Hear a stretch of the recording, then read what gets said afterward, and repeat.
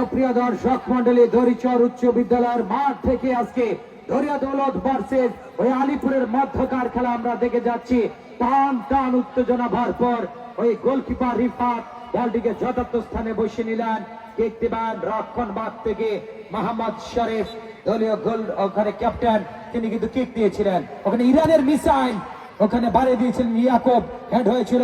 আবার ইরানের মিসাইল ইয়াকুব ঢুকে দিলেন মধ্যমাঠে। নাইজেরিয়ান খেলোয়াড় ইব্রাহিম বল বাড়িয়ে দিলেন হালকা পাসিং এর চেষ্টায়, ডান প্রান্ত টেনে আনিস ছিল, বল টেনে নিচ্ছেন দরিয়া দৌলত, বাড়িয়ে দেওয়ার চেষ্টায় আর দিক থেকে হালকা কেক ইব্রাহিম নাম্বার 6 ওখানে ছিল, নাম্বার 6 আবার আলিপুরে অনুকূলে বল বাড়িয়ে দেওয়ার চেষ্টায়, ডান প্রান্ত টেনে হাই ভোল্টেজ উত্তেজনা, বল চলে গেল ঘাস কামড়ে মাটি কামড়ে মাঠের পার্শ্ব রেখা অতিক্রম করে সেই প্রান্ত থেকে দরিয়া দৌলতের অনুকূলে বাধা দিচ্ছেন সাইফুল, বল রাখার চেষ্টায় আর ডুবরে বল বাড়িয়ে দিচ্ছেন মুন্নার দখলে বল।